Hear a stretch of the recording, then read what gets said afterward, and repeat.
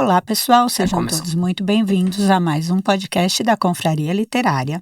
Hoje a gente tem o prazer de receber aqui a Dânia Reis, a mãe do Martim, certo? Esposa da Laura.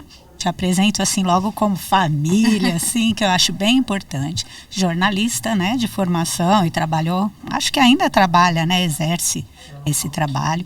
Professora de escrita criativa, né, autora deste livro maravilhoso aqui para todas as pessoas que não têm coragem. E ela veio aqui para contar a história dela. Mulheres, né? Que está dando a maior força para as mulheres darem um adeus para a impostora, né? Uma banana para a impostora, na verdade.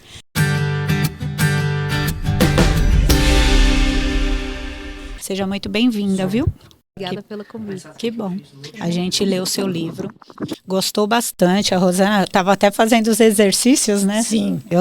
O meu é em versão Kindle. Eu sou a doida do Kindle, não tem jeito. Eu quero até começar antes, a forma como eu te encontrei nas redes sociais. A gente estava lendo o Caderno Proibido, da Alba. E aí fala muito de uma personagem que ela tem o caderno proibido e ela vai tendo ali um processo de autoconhecimento sobre ela mesma, sobre a vida, várias reflexões. E nisso apareceu o lançamento do seu livro. Fui ler, falei, nossa, mas conversa muito, porque essa personagem também era uma busca assim de se encorajar para romper lá um casamento que já estava fadado ao fracasso, enfim, quem quiser leia o Caderno Proibido. E aí eu falei, nossa, que delícia, quero comprar o livro, quero saber mais sobre. Aí li um pouco sobre você e toda a proposta aí da busca da coragem e desse autoconhecimento, principalmente para as mulheres, né? E aí eu falei, não, a gente precisa conhecer a Dani, precisa fazer uma entrevista com ela para levar isso, né, para as mulheres, todo o seu processo de escrita, todo o seu processo de formação e como chegou até a finalização do livro, que fazia parte, né, da sua expectativa de produção.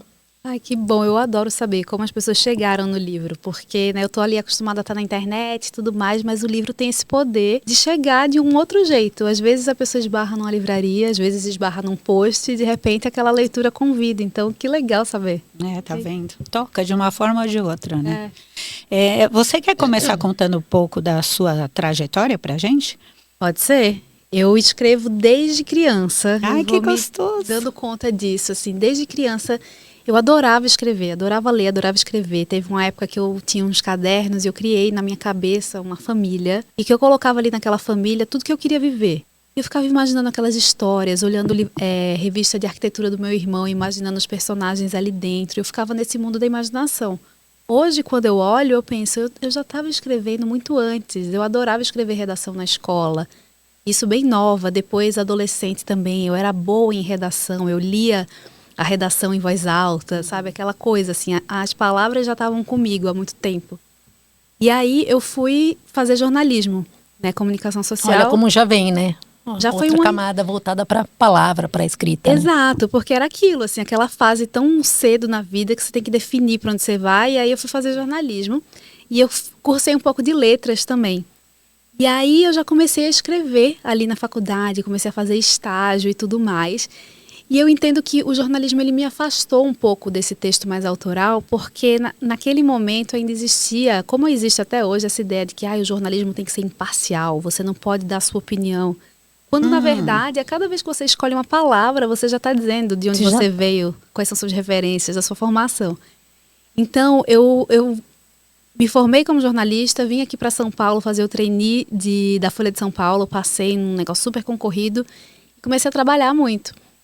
A certa altura, me apaixonei pela internet, pelas possibilidades da internet de juntar a gente aqui, ó. A gente tá aqui, a gente tá conversando e eu sou muito apaixonada por esses encontros que a internet faz nas nossas vidas. E eu criei um blog, comecei ali a fazer uns projetos, a colocar algumas coisas, a escrever um pouco também. Então já ficou aquele bichinho. Mas ainda me escondia nessa persona de que eu trabalho com o texto, mas não sei se é o meu texto autoral. Um jornalista entrevista outras pessoas, fala dos livros de outras pessoas. Então, por muito tempo, eu acho que eu me escondi atrás desse ofício e não deixei a minha voz autoral emergir. E ali na pandemia, uma chave mudou em mim. Eu acho que todos nós, a gente está falando aqui um dia depois que o Bonner anunciou que vai se aposentar ali do Jornal Nacional, e ele falou, refletiu durante a pandemia sobre como estava a vida dele com os filhos e tal. Eu acho que a pandemia teve impactos muito grandes, para além das perdas que a gente teve, né? Desse luto que a gente não elaborou. Mas talvez de a gente olhar para dentro e dizer assim, ó, tá todo mundo na mesma condição, todo mundo lascado. E aí, você vai ficar se adiando, você vai... Nada te impede de nada, assim, você tem sorte de estar vivo, o que é que você vai fazer com isso? Então ali eu entendi que eu soltei mais a minha mão, eu comecei a escrever. O primeiro texto que eu escrevi, assim, que eu lembro que marcou essa virada, ele se chamava Saudade das Pernas, que um amigo meu falou assim, eu tô com saudade de ver as pernas de vocês, a gente só se vê pela telinha do Zoom. Nossa! E aí eu escrevi uma crônica a partir daquilo e eu postei. E as pessoas, meu Deus, você conseguiu nomear um sentimento que estava aqui, mas eu não tinha me dado conta. Eu também estou me sentindo assim. Aí eu falei, é isso. Quando a gente escreve, a gente encontra o outro. A gente se sente menos só. Então, ali na pandemia, eu me libertei um pouco desse medo tão grande de me colocar. Comecei a me colocar, mas também comecei a entender que esse medo não era um medo só meu, assim. Porque eu, que sempre escrevi, porque eu que... né, uma jornalista, eu ficava com tanto medo do que os outros iam falar, do que como eles iam me julgar. E aí foi aí quando eu comecei a estudar o fenômeno da impostora. Mas eu falo muito, me interrompo. Não, mas tá ótimo, porque é isso, né? Essa é a história. E aí, isso é curioso, você já escrevia realmente e ainda assim só escrevia por trás, né? Assim, não gostava de se expor. Interessante. E aí você começou a pesquisar o fenômeno da impostora E aí eu entendi que aquilo ali que eu estava sentindo tinha nome, porque eu me via naquele momento, apesar de ter começado a escrever mais, eu me via com medo, eu me via em dúvida. Eu pensava assim, nossa, mas eu estou escrevendo isso aqui, será que sim, será que não? O quanto é íntimo, o quanto não é? Mas eu me via um pouco antes disso também julgando muito a vida alheia por meio das telas. Eu falava, nossa, essa pessoa aqui está se achando, isso na minha cabeça, né? Nossa, essa daqui nem faz tudo isso, mas ela se vende de uma forma tão boa. Tava julgando muito as pessoas. Eu acho que as redes sociais, elas quase pedem isso, né? Porque a gente nunca teve tanto acesso a tantas vidas editadas de tanta gente. Editadas. Editadas. Isso é negrito. Negrito. Mas é isso, assim, a gente, mesmo sabendo que é editada, aquilo mexe com a gente, né? Você vê, parece que ninguém fracassa, parece que todo mundo brilha, que só é sucesso. E na vida real a gente sabe que a vida não é assim. Mas esse impacto de acompanhar tanta gente ao mesmo tempo mexe com a gente. E eu tava me sentindo muito mexida e me achando muito julgadora.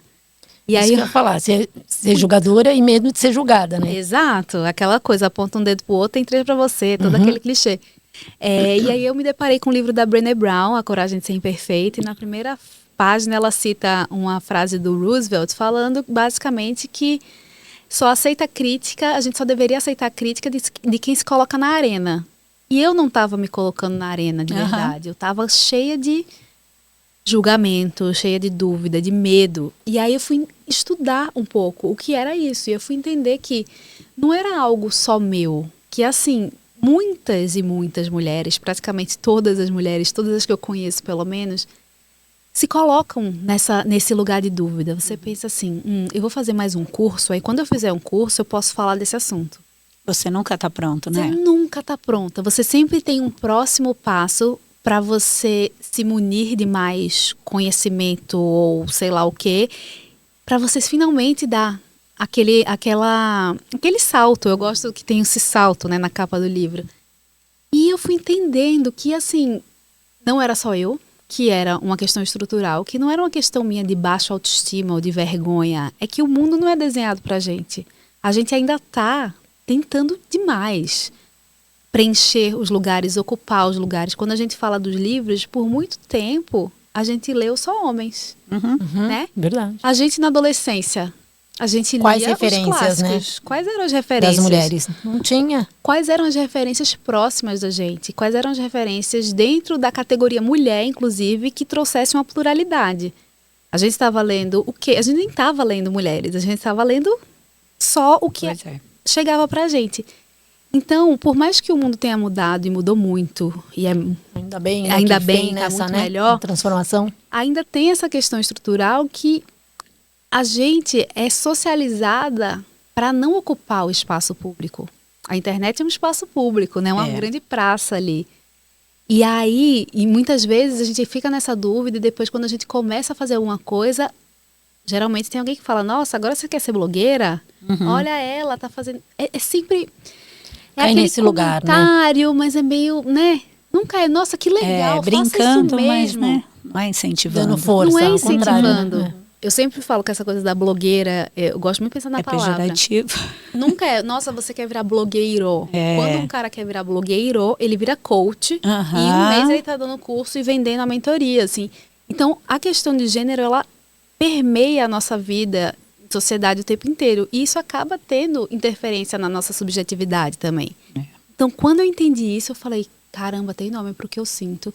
Eu quero ouvir outras mulheres sobre isso. Eu comecei na pandemia a fazer uma série de vídeos chamada Fala Que Eu Não Te Escuto, Impostora. Que eu entrevistei várias mulheres, várias estão no livro, contando um pouco como é que elas se relacionavam com essa sensação de não serem suficientes. E foi muito bom ouvi-las, porque eram mulheres de todo tipo, assim, desde famosas como a Rafa Brits, Tinha que as referências, né? milhões de seguidores, um livro sobre síndrome do impostor, e ela fala, nossa, eu tô aqui, eu tô tentando, mas eu tô com medo de errar, mas eu vou. Então, assim, quando a gente começa a conversar, algo muda dentro da gente, assim. Então, acho que ali tinha muito esse embrião do que virou o livro.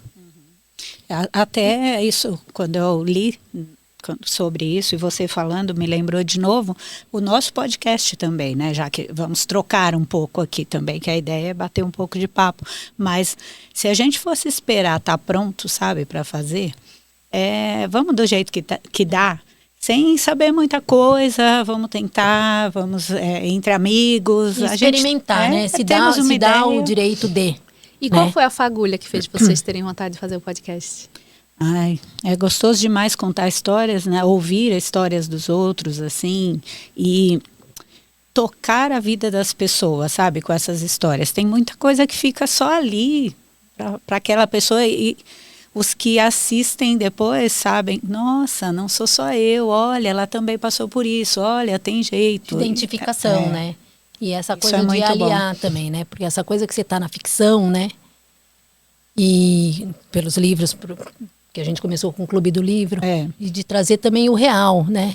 Os personagens estão aí. Exatamente, é um comparativo. As histórias não acontecem só nos livros. Isso. Olha aqui, então a gente começou com isso, né? Um livro tá aqui, lemos o livro tal, olha aqui uma história parecida, mas essa aqui é na vida real, sabe? E aí foi desse jeito. Suado no início, né? Não é fácil mesmo, ainda mais já com o rosto aparecendo e tudo. Você sabe bem que você já tem mais estrada que a gente. Mas vamos lá, e tá indo, sabe? Cada um tem seu público. Eu olho lá, tem uma fala sua também, que você comentou. A quantidade de seguidores. Nessa questão de ficar comparando ali e tal. Aí, pô, se eu tenho 10, já é 10 a mais. Se eu tenho 100, eu não tenho 100 amigos íntimos. Tem mais do que a família me vendo. 1.000, 2.000. Uau! Se 10, 20, 30, né? Olhar e fazer... Impactar alguém, na vida. Né? E tem uma coisa que eu acho que quando a gente resolve se colocar no mundo, resolve colocar um projeto, a gente aprende muito sobre a gente. Muito. E a gente também se depara com o que eu chamo da generosidade dos estranhos na internet. Porque às vezes seus amigos, sua família vão gostar, mas às vezes uma pessoa que você nem imagina, ela chega e é tocada pelo que você um dia decidiu fazer. Né? Vocês devem ouvir isso, vocês devem proporcionar encontros e principalmente um olhar das pessoas para elas mesmas que é muito precioso e é intangível. Tá muito além. Nossa, aí dá uma... like, não né? Dá uma alegria, assim, você fala... É isso, tá valendo a pena, né? É verdade. E eu acho que é isso, assim, quando a gente fala dessa fagulha, quando a gente fala dessa impostora, eu acho que é exatamente para isso, para que alguém que esteja ouvindo pense assim, que parte da minha vida eu preciso de mais coragem? Para onde eu preciso olhar agora para dar um próximo passo? E às vezes vai demorar, porque você vai precisar pensar assim, tá difícil agora, por quê? Tá difícil porque talvez eu nunca tenha tido incentivo das pessoas próximas de mim. Tá difícil porque eu acho que quando colocar no mundo, vão dizer, tá muito ruim. Eu acho que talvez, quando eu colocar no mundo, as pessoas vão ficar indiferentes, que é pior do que achar ruim, talvez, né? Não fazer alguma diferença. Então a gente fica, enquanto a gente não faz, a gente fica num looping mental de tudo que pode ser. Mas a força que existe no fazer ensina muito pra gente, eu acho. Já vale, né? É impressionante. E no seu livro eu gostei muito, né? Porque você vai conversando ali com o leitor, fazendo provocações por meio de perguntas, e aí tem um espaço ali para a pessoa também olhar para si. E aí, até metade do livro, eu vou te falar assim, que eu fui num outro papel, porque eu não queria estragar o livro, colocar assim. Aí coloquei, e assim, eu mergulhei em tantas coisas profundas em mim que eu não lembrava mais, né? Desde o meu processo de infância, que você faz provocações ali para olhar quais atos de coragem lá atrás que você teve ou que você não teve, que você deixou de fazer. Aí momentos até que chorei, assim, né? De um mergulho, assim, muito de verdade, profundo, assim, que me tocou, que muito terapêutico, assim. Não sei se você fez também com essa intenção de mergulhar muito, né? Porque também foi um processo seu também, né? Para chegar onde chegou. E, enfim, achei que foi muito tocante. E depois aí eu fiquei de transitar um pouco com o livro e não estar com a minha caderneta para anotar, um pouco depois se perdeu, assim, né? Sim. Desse momento de muito, fazer assim, aí anotar, de anotar mesmo, assim, de lembrar de coisas lá da infância profundas. Falei, nossa, eu nem sabia que isso ainda estava aqui dentro de mim. E depois todo o processo mesmo de crescimento, de questionamento, né? Onde que eu tenho que buscar essa coragem, né? Onde que eu deixei, o que eu deixei para trás? Quais impactos que isso faz em mim hoje, ou faz do que eu sou hoje também, né? Essas decisões. Eu fico muito feliz de ouvir isso, porque é um presente saber que te tocou dessa forma muito. E que te convidou. Para mim, eu tive vários momentos nesse livro e eu pensava, por quê? E aí, será que alguém vai ler? Será que alguém vai se interessar? Eu não sou uma pessoa famosa para escrever sobre a minha vida e isso ser interessante para alguém. Aí foi quando eu entendi, eu não tô falando só da minha vida, eu tô falando de ser mulher. Do que a gente passa sendo mulher, do que a gente passa sendo uma pessoa nesse mundo, as nossas dores, as nossas alegrias. E aí foi quando eu falei, caramba, é isso, tem esse fio condutor. E eu fiquei pensando, eu gosto muito da conversa. Eu não gosto de... Até quando eu subo num palco, eu dou um jeito de conversar. Eu não consigo subir e falar e ficar só... Palestrando. Não. Na palestra, eu dou um jeito de fazer exercício, eu chamo a galera, porque eu quero a troca. Porque eu acho que é isso, quem escreve quer encontrar o outro. E aí, se você encontra, é o maior presente da história, porque assim, o que você fez tem sentido. Então foi, quando eu pensei nessa ideia de, tipo, eu quero os exercícios, era para isso, eu quero conversar com cada pessoa que escolher pegar esse livro. E eu sempre fico pirando nisso.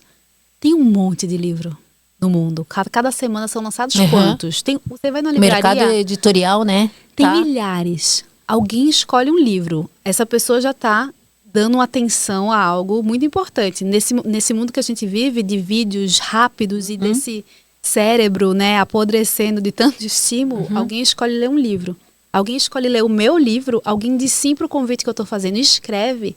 Então, assim, eu sinto que a gente vai tecendo esse fio mesmo, essa trama que eu não sei como ele impacta. Então, quando eu ouço isso, eu falo, nossa, que coisa linda. Vai ter um monte de gente que nunca vai me dizer, mas que fez o exercício, que tocou. Sim. Está na internet, é muito bom por isso, porque chega de uma forma diferente. Então, as pessoas compartilham histórias da vida, eu me emociono. E aí eu acho sensacional. Me dá me faz ter um pensamento que é aquela música, se eu soubesse tinha feito antes. Porque quando você atravessa toda essa impostura e esse medo, a vida te presenteia com essas oportunidades que nutrem muito, assim. Então, cada pessoa que fala, escolhi fazer um exercício. E esse fio, puxar esse fio da memória, eu acredito muito na escrita como essa ferramenta de vida. Quando a gente para e a gente escreve, a gente está olhando pra gente. Nossa, muito. Quando coloca em palavras, se concretiza aquilo, né? Também. De alguma forma. E aproveitando, e o Contente Você? Como ele nasceu? Foi antes, foi depois? Foi muito antes. A Contente nasceu do meu encontro com a Luísa Val, minha sócia. A gente se conheceu pela internet. 2008, 2009. Há muito tempo. A Contente como empresa tem 15 anos, fez esse ano. Há muito tempo. O perfil no Instagram, que é @contente.vc, tem 5 anos, 5, 6 anos. A gente se conheceu pela internet, ela tinha um blog, eu também. Olha só. E ela me mandou uma entrevista para saber quais eram os meus sites preferidos naquela época. A gente começou a trocar e-mail, ficou amiga de e-mail. Ela não morava em São Paulo, quando eu já morava. Quando ela veio para São Paulo, ela armou um encontro dos amigos de internet. E aí foi aquele match, assim, sabe? A gente ficou muito amiga e só falava de internet, como a internet era massa, que propiciava isso, esses encontros, essas trocas, esse conhecimento de mundo. Eu sempre penso que eu me entendi feminista por conta da internet. Eu fui entender que o que eu passava, o que eu sentia, o que eu pensava tinha nome ali, ao trocar com outras mulheres. Depois eu fui ler as teorias e tudo mais. E aí uma amiga dessa época falou assim, vocês deviam trabalhar juntas, vocês são muito apaixonadas por internet. A gente falou, é verdade. Aí essa amiga deu o primeiro trabalho pra gente, aí depois a gente já fez outro, e um pouco depois foi lançado o Instagram, no final de 2010. A gente vivia uma era de internet que era Orkut e Facebook. Quando o Instagram chegou, mudou tudo, porque era uma forma de comunicação pela imagem. E a gente pirou naquilo, a gente ficou viciadíssimo. A gente falou, meu Deus, isso é sensacional. Porque não é mais uma rede só de amigos. É uma rede de pessoas que você admira. Você quer seguir alguém da Nova Zelândia. Você quer seguir alguém porque você gosta das fotos que a pessoa tira. E aí a gente teve uma ideia de fazer um projeto. E a gente colocou esse projeto no ar, muito no começo do Instagram. O projeto se chamava Instamission. E ele era um projeto de missões fotográficas. Toda semana a gente pedia para as pessoas fotografarem o mesmo tema. Então, a primeira missão foi fotografe um sorriso. A gente soltava aquilo ali num perfil e as pessoas fotografavam um sorriso. E a primeira missão deu mais de 100 fotos. A gente pensa que assim, tudo era mato. Tinha 3 gatos pingados ali. Foi um sucesso e aí aquilo começou a acontecer. Aí depois virou um negócio porque as marcas começaram a enxergar aquilo ali como uma forma de estar perto de comunidade.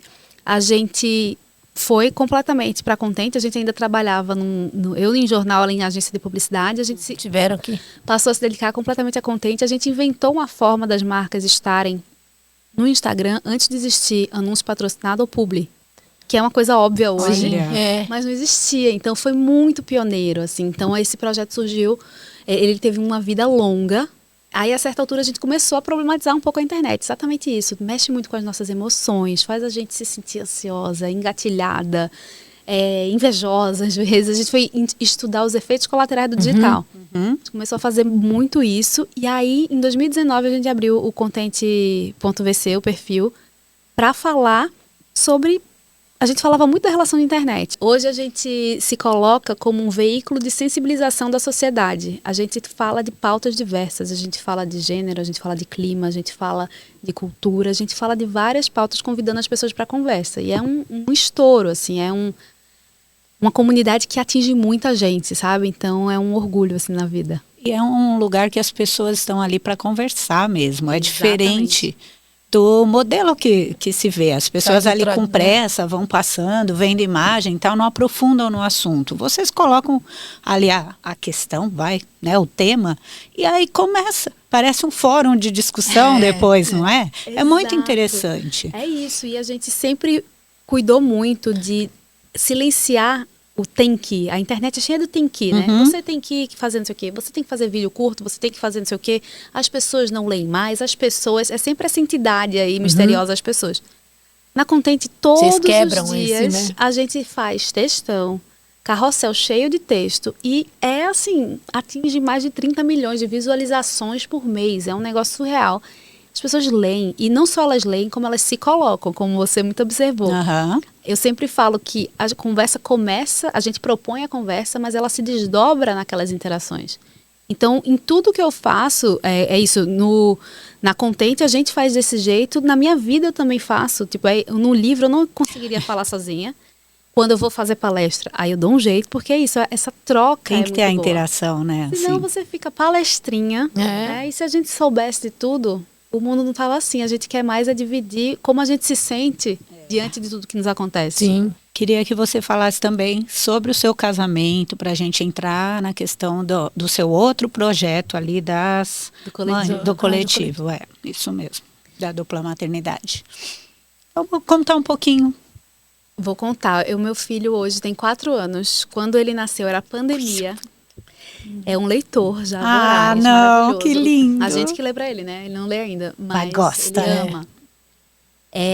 Era ainda pandemia, um final de pandemia, assim, e não era final não, era bem um auge de pandemia. A gente dentro de casa, na verdade, e um pouco depois, assim, ele com uns 4, 5 meses, a gente começou a fazer alguns passeios, assim, de máscara e tudo mais, mas ia numa exposição, ia numa pracinha. E eu olhava e todas as famílias eram pai, mãe e filho. E eu pensava assim, eu não quero que meu filho seja o único filho de 2 mães em todo lugar que ele chegar. Na escola, na pracinha, na exposição. Eu conhecia pouquíssimas mães em dupla maternidade. Um casal eu conhecia ao vivo, outros eu conhecia da internet. Eu conhecia uns 4, 5 casais. E eu falei, gente, bora fazer um grupo. Eu tô sentindo falta, assim, de ter um espaço que eu possa falar das questões e tal, dessa inquietação. Aí fizemos o grupo e marcamos um primeiro encontro no parque. Aí cada uma foi chamando gente, eu não sei se a gente postou na internet, eu já não lembro, minha memória é ruim, por isso que eu escrevo, talvez. E a gente fez um primeiro encontro no parque, foi no Parque Ibirapuera, aqui em São Paulo. E foram 50 pessoas. Olha só. Aí eu falei, eu conhecia 10, de repente tem 50, uau. E logo nesse encontro, o Pedro, filho da Carol e da Simone, ele virou para elas e falou assim, todo mundo aqui no parque tem 2 mães? Aí elas falaram, no parque não, mas aqui debaixo dessa árvore tem. Ele impressionado. E aí a gente marcou um segundo encontro, foram 100 pessoas. Nossa. E aí esse grupo de WhatsApp foi crescendo.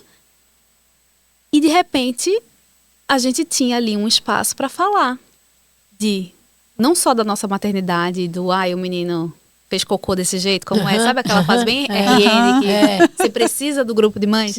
Como falar das questões, assim, beleza, tô aqui para registrar a criança, não estão querendo registrar porque tem que ser casado, quando na verdade não precisa ser casado. Então, foi virando esse lugar, e essa história culmina agora em 2025 com o coletivo Dupla Maternidade se transformando numa organização da sociedade civil. A gente formalizou porque a gente entendeu que a gente tem um papel muito grande e que a gente consegue ter uma atuação mais longeva, mais perene mesmo, se a gente se organizar, porque o mundo está um pouco complicado, né? Sim, muito, né? Sim. E aí, sabe-se lá o que vai acontecendo que vem e tudo mais, então a gente ampliou essa possibilidade, sabe, de sair só desse registro de ser uma comunidade que funciona muito bem e que a gente tem encontros presenciais, rodas de conversa online, e tem principalmente essa comunidade no WhatsApp muito ativa. Mas a gente entendeu que a gente tem um papel político mesmo, de entender que a gente é um grupo minorizado, que nossos filhos provavelmente vão sofrer preconceito, né? Alguns já sofreram, que a gente tem que, em cada cadastro que a gente vai estar lá, nome do pai, nome da mãe, a gente tem que falar, coloca a filiação, porque a gente existe, porque a gente tem que responder à curiosidade das pessoas. Mas quem é a mãe de verdade? Nossa, mas assim, como é que foi que vocês fizeram? Então, são tantas coisas que a gente falou, bora se organizar para deixar uma contribuição, sabe? Para esse mundo. E tem sido muito legal, porque realmente saber. O coletivo é coletivo, é feito a muitas mãos. Nossa, deve ser uma ajuda muito grande para todas que participam, né, gente? E para as crianças tá voltado, também. Dani, para mais em São Paulo ou é uma coisa que já... Brasil todo, vocês conseguiram? Todo, tem em todo lugar. E é isso, assim, a gente está em São Paulo, são esses encontros. A gente fez uma festa de São João agora, foram 400 pessoas. Nossa. Então, todo São Paulo é muito, né? E foi muito legal que tinha uma família do Maranhão que estava aqui e falou assim, nossa, sério, é muito importante o que vocês estão fazendo. Essa dimensão, imagina que várias dessas crianças nunca tinham visto um monte de família igual a delas. Gente, eles se sentem normais. Exato. Eu pertenço aqui, olha. Eles se sentem maioria. Inclusive. Porque geralmente é só um. Aí, de repente, não, aqui todo mundo. E a gente minoria, pode a maioria. Assim, chegar no ouvido e cochichar. Todo mundo aqui tem 2 mães. Ufa, alívio, sabe? E aí começa também. Aí tem 2 pais. A gente quer entender cada vez mais também que a gente não quer ficar só a gente vivendo só uma boa, né? O que é que a gente quer é que as outras famílias, inclusive, entendam que famílias como as nossas existem. Que essas famílias comprem livrinhos que contam de famílias de 2 mães e um filho, sabe? Porque meu filho já sabe, para ele é óbvio, mas assim, e o seu filho, você, pai, mãe e filho, como é que você está letrando a sua criança para ela entender que o mundo não é só igual na casa dela? E a gente tem que entender isso, né? Claro. E tem muitas movimentações. Eu vejo, trabalho em escola. Então, toda aquela coisa que tinha lá atrás, né? Do Dia das Mães, Dia dos Pais, né? Dia da Família, né? Que aí já bem dessa preocupação também desses formatos, gente, né? Mas muitas ainda tem. É isso que eu ia falar, pior que ainda tem. Chega, aí começa a conversa no grupo. Mas aí muitas se repensaram e mudaram, né? Chega um cartão com a gravata. Feliz Dia do Pai para as mães. E, assim, e aí ficam tentando colocar... é porque vocês são mãe e pai, vocês são pães. Não, gente, pães você encontra na padaria, né? Ótimo. Eu amo, sempre falam isso. Boa. Não tem Nossa, pai. mas que triste, porque nas escolas que eu tenho acesso, tudo não se fala mais disso já faz tempo. Mas é que tem pais que ainda também não aceitam. Sim, né? que é isso que ela tá Falta falando esse um pouco, letramento, né? Não, e São Paulo é muito grande e é muito, é isso, às vezes entra gente no grupo que mora numa cidade do interior de um lugar que assim, eu tenho que colocar meu filho nessa escola porque é a melhor escola, então assim, eu tenho que engolir umas coisas porque eu quero priorizar a educação. Então assim, a gente vivendo aqui nessa bolha paulistana, a gente tem acesso a coisas muito diferentes. Sim, assim, é verdade. Então, mas esse Brasil Mas aí tem essa coisa de mudando a escola, a própria questão dessa o diversidade mesmo do acesso, né, à literatura infantil-juvenil. Quanto que também está mudando, porque está se falando de muitas coisas, muitas pautas importantes ali para olhar, né? E eu adoro o eles terem livrinho acesso. como porta de entrada. Às vezes eu fico assim, meu Deus do céu, como é que eu vou explicar? Pega um livrinho, nossa, começa a porta por aqui e depois você desenrola. Você conhece coletivos também, no caso de dupla paternidade? Já viu esse movimento Tem também? grupos de famílias homoafetivas, tem várias famílias com 2 pais. A gente pensa muito assim, como é que a gente amplia a discussão do dupla maternidade para outras famílias também. Sim. Então, essas famílias também estão sempre convidadas a estarem nos encontros e tudo mais. Mas é isso, eu acho que agora com essa força da formalização é cada vez mais gente. E eu quero uma hora misturar todo mundo, entendeu? Tipo... Você lembra de algum livro que você tenha lido por um Martim que trouxe assim, ou conversa sobre isso com ele, com alguma coisa disso que ou impactou, que chamou a atenção, que ele quis trazer alguma curiosidade com relação a algum livro infantil que você possa contribuir aqui para trocar? Puxando a sardinha para o coletivo, tem várias autoras do coletivo que escreveram livros. Tem um livro chamado Duas Mamães, da Carol Campos, que é maravilhoso. E ele é isso, assim, a gente lê desde que ele é pequeno, ele sabe a história. É um hit no coletivo. E tá no coletivo, as pessoas podem acessar e buscar. Você pode entrar, livraria, online, você encontra Duas Mamães, de Carol Campos.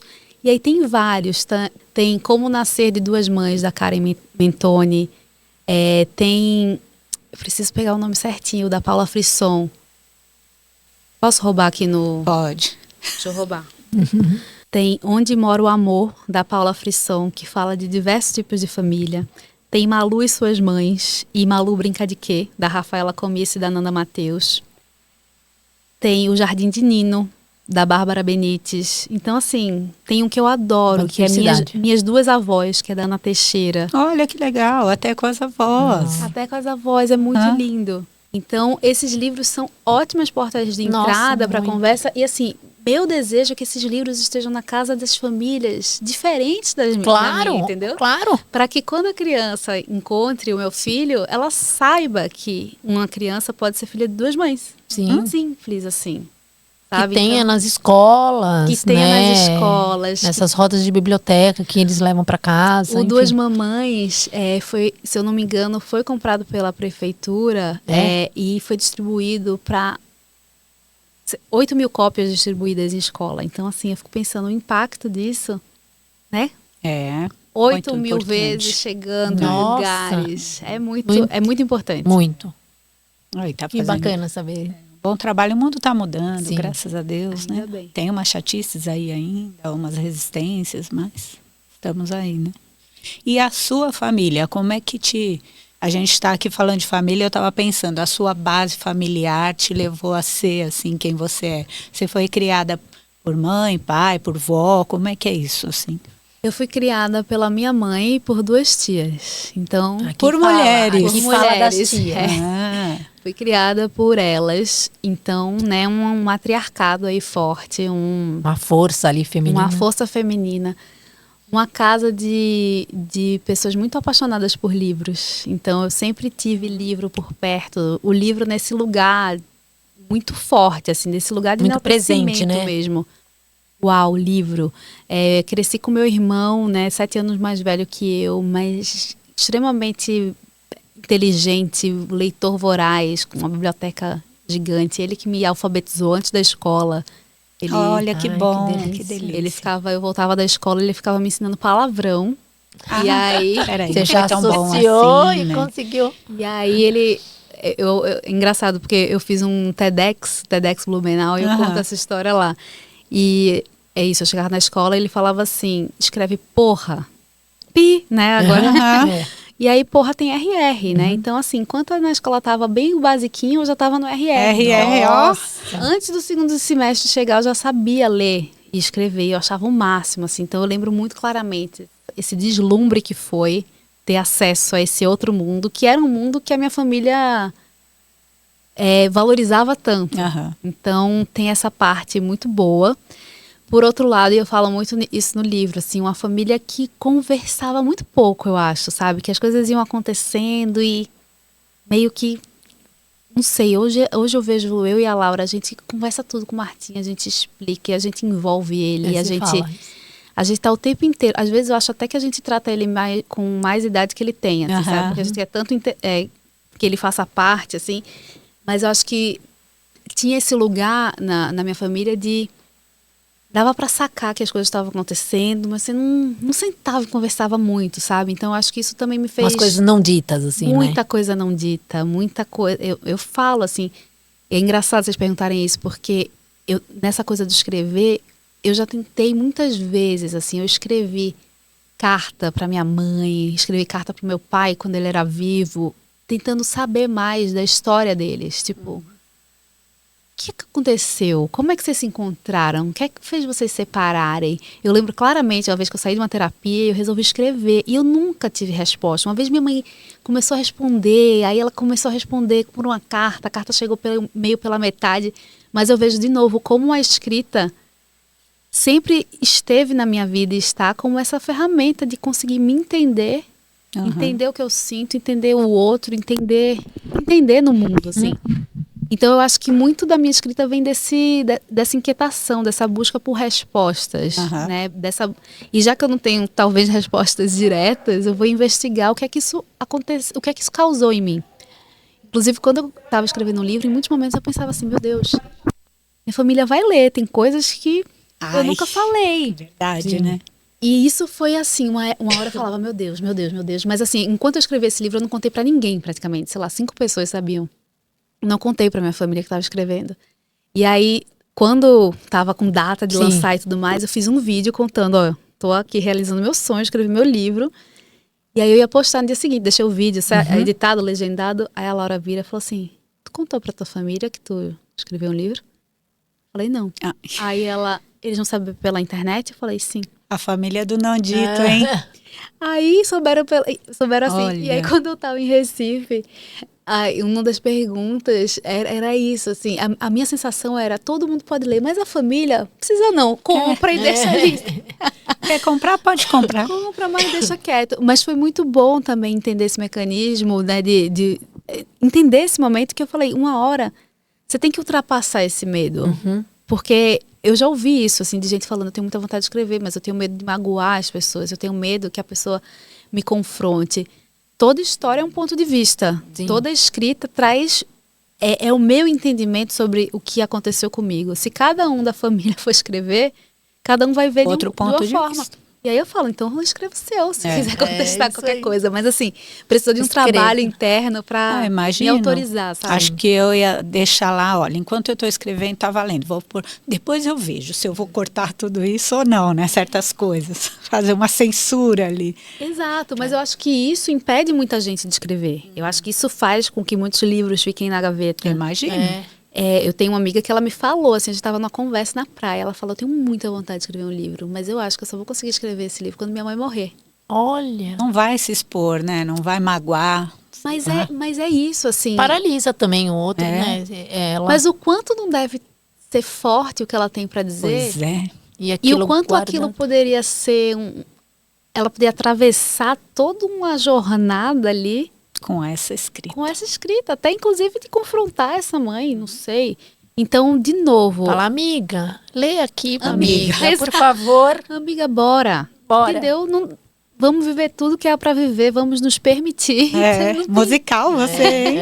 Não tem como, assim, porque eu acho que isso machuca. Eu acho que enquanto a gente não faz, fica aquela pulguinha atrás da orelha, fica esse desejo. E eu acho que essa mulher que se banca, que diz, eu vou escrever, ela liberta não só a si mesma, mas muito mais gente junto. Sim. Eu vi isso bastante desde que eu lancei o livro. Tipo, eu comecei a escrever, eu tô tendo coragem. Uma menina, ela foi na Flip do ano passado e ela foi me pedir um autógrafo e ela falou, eu tenho muita vontade de escrever um livro, eu quero fazer isso. E esse ano ela foi de novo e ela me entregou o livro dela.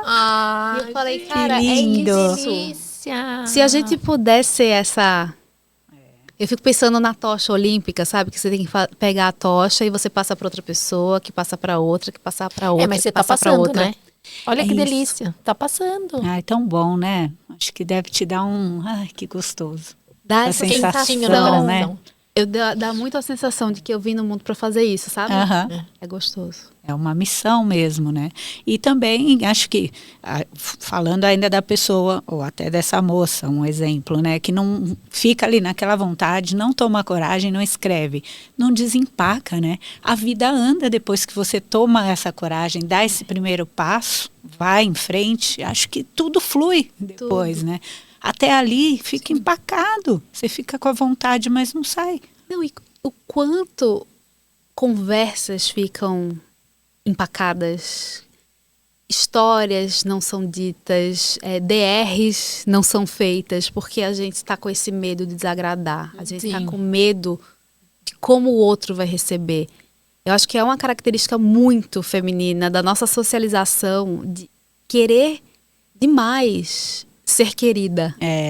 A gente não quer o confronto, a gente não quer a indisposição, mas qual preço a gente paga? É verdade. Por fazer isso e deixar de olhar pra gente e dizer assim, eu vou fazer. Eu vou fazer porque isso me importa, porque isso é minha história. Eu acho que a chave é essa, você entender que cada história é a história de uma pessoa, a partir de um ponto de vista, a partir de um momento do tempo.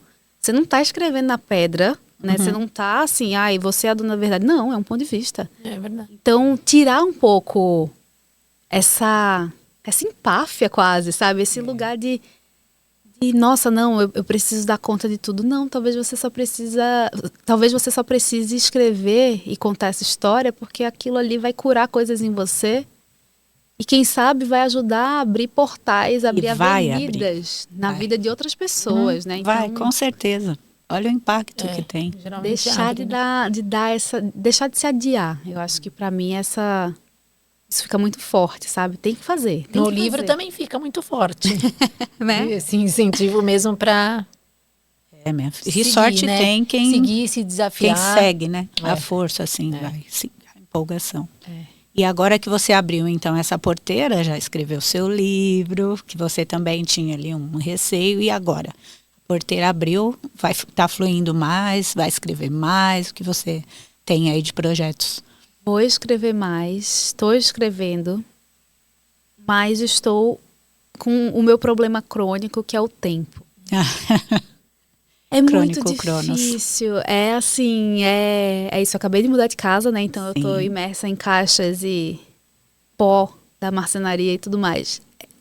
Mas ainda continua sendo o meu desafio. Como é que eu encontro tempo para minha escrita diante do tempo que eu dedico ao trabalho que eu preciso fazer?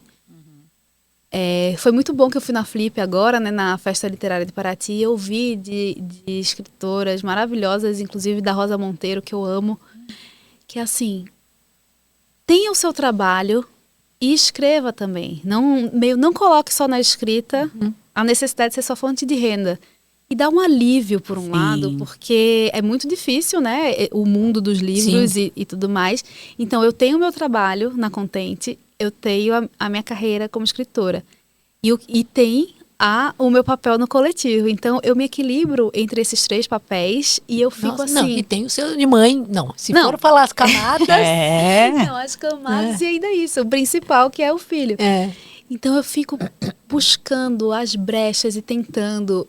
Tenho conseguido menos do que eu gostaria, mas com a certeza de que as histórias se escreverão também, porque é isso, não tem como ser um livro único. Eu preciso de mais um e mais outro, porque realmente é uma conexão de outra ordem. Eu acho que é generoso com a gente quando a gente faz esse registro no tempo, porque é um pensamento, né? É um pensamento, é uma forma da gente se deixar aqui também. Concordo. É verdade. E o momento que já abriu a porteira, agora vai que vai, né? Depois que... Só precisa de um tempo. Exato, um lugar. Só precisa, assim... Aquela coisa, o tempo, o lugar, meu Deus. O teto todo seu. O teto todo seu. Meu Deus do céu. E é isso. Mas o que eu gosto é de conversar com outras mulheres escritoras e perceber que estão todas do mesmo jeito. Assim, estão todas cavando o tempo e precisando fazer o trabalho e se nutrindo do que escrevem e do que ouvem sobre o que escrevem, mas a gente está vivendo tempos muito acelerados, né? E que exigem muito da gente. O tempo todo, né? Eu quero um dia voltar aqui e dizer assim, consegui fazer as pazes com o tempo, agora a minha escrita é o principal, assim, é o que move, e as outras histórias estão ao redor, muito bem feitas, mas sem negligenciar essa escrita. Que eu acho que, no fundo, sempre, por mais que eu tenha tido coragem e a impostora tenha ganhado uma outra dimensão, ela ainda existe dentro de mim, em muitos momentos. Eu falo, eu vejo o looping chegando, eu falo, mas eu não vou conseguir.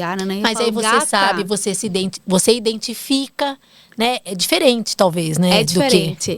Mas é difícil sair disso. A gente, por mais que saiba a teoria, tá tudo ali. Você na prática passou, mas dar aquele passo de novo, enfrentar tudo isso... não foi fácil, você tinha que se impor muitas vezes esse momento de estar ali, você conta ali, né? Se não for assim, não vai. Se a gente esperar o tempo certo, o momento certo, um dia, quando eu acabar a mudança, quando eu tiver de férias, Não, eu sei que eu tô no auge da mudança. Ontem eu malhei de volta, eu tava 2 semanas sem malhar, eu falei, tô voltando. Aí hoje eu tô aqui conversando. Tipo, amanhã, se eu conseguir escrever um pouco, eu falei, cheguei. Porque é isso, pra mim, a leitura e a escrita estão tão interligadas a quem eu sou que é meio isso. Eu preciso fazer todo dia. Não tem que escovar o dente todo dia, várias vezes. Eu preciso escrever, eu preciso ler. E quando tá desorganizado assim, eu vou ficando maluca. Então amanhã eu acho que eu vou conseguir escrever alguma coisinha. Mas porque assim, volta, mulher. E já tem a ideia do que você quer, você já está com isso estruturado na mente, já sabe o seu norte ali. Então, ótimo, né? Dura não ter. Sei sobre o que eu vou falar. E eu acho que quanto mais a gente escreve, mais a gente escreve. Ai, que gostoso, Quando a gente não escreve, a gente fica mais no looping, aí fica aí julga, aí pensa, aí duvida, aí entra. E distancia também, né? É músculo mesmo, é assim, um pouquinho todo dia. Eu conto, né, no livro, eu tinha momentos que eu falava assim, eu vou escrever uma página por dia, seja de que for. Aí tinha dia que eu estava inspirada, escrevia. Tinha dia que eu fazia lista, assim, de supermercado. Eu fazia mesmo, que eu falava, eu quero o exercício de preencher a página para o meu corpo entender que eu estou escrevendo nesse momento.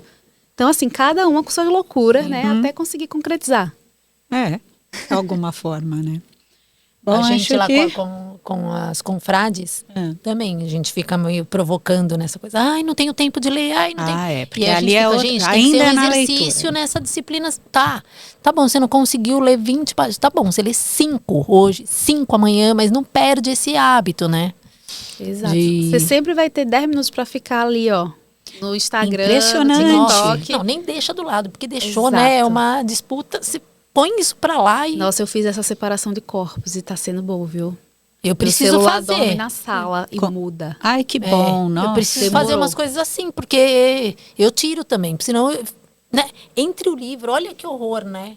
É vergonhoso de falar, você pega no imediato ali e é disputa desleal, né? É muito desleal. Capturada, né? Quando você vê, passou meia hora, você pega o livro e o celular tá ali, você só vai dar uma olhadinha. Essa olhadinha captura. Quando aí você vê... mensagem, aí você tem que responder, aí você tem que... Ah, não. Quando a gente entra no livro e é bom, só a gente sabe a sensação. É bom demais, nossa. É do corpo também, né? Você fala assim, nossa, eu tô aqui, eu tô dando tempo pra mim. É verdade. Eu acho que esse lugar, tanto da escrita quanto da leitura, é o quanto você consegue reservar uma fatia desse tempo acelerado e louco e difícil e exigente pra você.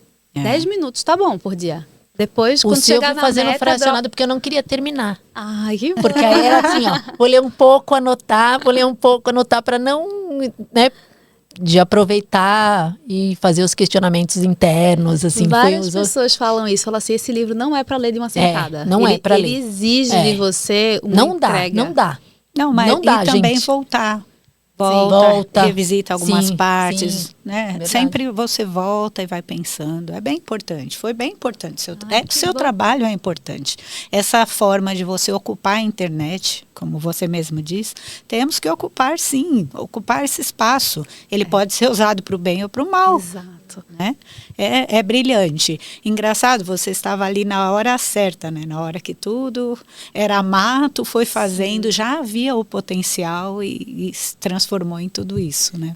E eu vou ser sempre apaixonada pela internet por conta disso. Por mais que tenha todos os problemas, dá para usar com intenção, com propósito, dá para encontrar sua turma, dá pra gente fazer diferença. A gente não pode, eu detesto o papo do meu sonho é viver offline, eu não queria nunca mais entrar. Não abolir. Eu falo, esse papo é de gente muito privilegiada, porque a maioria das pessoas precisa da internet, inclusive para trabalhar. Sim. Né? Para vender seu negócio, para fazer várias coisas. Então, esse lugar em que você não se implica é confortável, de certa forma. Agora, o que é que você faz para contribuir para essa internet? Como é que você convida mulheres para lerem? Como é que você convida mulheres para contarem suas histórias? Como é que vocês fazem essa confraria e vocês fazem uma mudança na vida de vocês, na vida de um monte de gente? Se cada um fizesse um pouquinho, era verdade. Bom, agora só ficar reclamando, não queria ficar nas montanhas. Eu adoro as montanhas, mas assim, eu adoro a internet porque ela proporciona uma conexão com gente que você nem sabe. Sim, de outra ordem. E de repente, aquilo ali faz vocês se juntarem e dizer assim, caramba, encontrei minha turma, encontrei gente que vale a pena dividir a vida. Sim, com certeza. Pode você ter certeza que isso eu não quero, né, também de ter a certeza. Também, né? Você sabe o que claro. Não quer, é só ter discernimento ali, né? Sim. Bom, estamos encerrando já, passou bem rápido esse nosso bate-papo aqui. Eu quero, antes de terminar... Fique à vontade. Eu vou ver se eu consigo ler aqui, que o meu... Você não trouxe seu óculos? Mas acho que dá. Que quando eu terminei o livro, eu tenho umas coisas também da escrita, que aí ela fica me fomentando para eu fazer também, escrever alguma coisa. Mas ela não tem tempo. Mas olha só. E aí na hora me veio, eu rascunhei lá um pequeno poema em cima da leitura que eu fiz e para você. Que lindo! Então tá assim, ó. Onde está minha criança ou minha infância? O que gosto, o que não gosto? Lembranças vêm e vão. Saudades permanecem. E a coragem está aqui, dentro da gente. Ser ou não ser? Prefiro ser. Impostora nem vem. Não vou deixar. Diga não. Basta. Quero acolher o meu eu. Ai, que lindo! Muito bem, Rô. Tá vendo? Que lindo! Obrigada. Imagina, que bom obrigada que você escreveu. Por proporcionar. Escreva. Eu falo isso. Escreva. Mas aí tem essa hora. Aí eu vou. Tem isso, assim, a gente vota há pouco tempo. A gente escreve há muito tempo, mas a gente escreve e a gente é lida há pouco tempo. A gente precisa contar. A gente precisa ocupar. A gente precisa dizer, eu vou. Nem que seja só para criar essa memória e um dia alguém vai entender que a gente esteve aqui. Mas não é. É porque o que a gente escreve chega no outro. Então, por que não, sabe? Qualquer coisa que você conseguir fazer que crie essa ponte é muito valioso. Sim. É uma habilidade linda. Inclusive, a gente está vivendo tempos da inteligência artificial. avançando de forma exponencial. As pessoas estão deixando de escrever mensagem de aniversário e botando na IA. É perigoso. Isso vai atrofiar os cérebros que já estão danificados. E aí eu fico pensando, é mais importante ainda a gente afirmar esse lugar. A gente escreve, a gente cria pensamento, a gente deixa uma marca no mundo, a gente convida o outro. Porque senão as máquinas vão dominar. Eu não deixo. É a minha parte, eu não podemos deixo. deixar. Não deixo, não vou deixar negócio de ChatGPT emular o texto que eu escrevo. Não, isso é o que eu sei fazer. Então, eu uso inteligência artificial, não estou negacionista, não. Mas, assim, tem uma coisa muito preciosa que é a gente honrar que é a essência, a capacidade, né? Não deixar... a habilidade, o privilégio de poder escrever, né? Então, escreva. Obrigada. Acha esse tempinho. Escrevam, vocês todas que estão por aí. Se não for escrever o seu sonho, faça outra coisa. Faz isso que você tem aí Comecem dentro. lendo. Verdade. Quer passar suas redes sociais? Eu vou colocar de toda forma no vídeo também, mas eu quero. É bom. Eu estou no Instagram, Dani Arrais, ARRAIS. E lá vocês vão ver link para tudo, para content, para o coletivo, para newsletter, para podcast, um monte de coisa. Então, sejam bem-vindas e bem-vindos. Tá bem, muito obrigado, viu?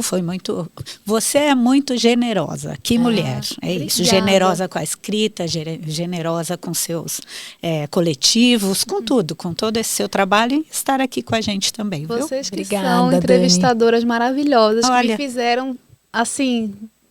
Sabe quando você sai inflada, feliz, assim, porque movimentou muita coisa em mim, assim. Obrigada pela generosidade de vocês. Que bom. Imagina, a gente agradece esse espaço, por convidarem as pessoas para lerem. É muito importante o que vocês fazem e por ter a oportunidade, por terem lido, por terem me chamado. Estou muito feliz. Que bom, Dani. A gente também de estar com você. Amei. Obrigado, viu? Obrigada. A gente fica por aqui. Até o próximo podcast. Tchau. Tchau.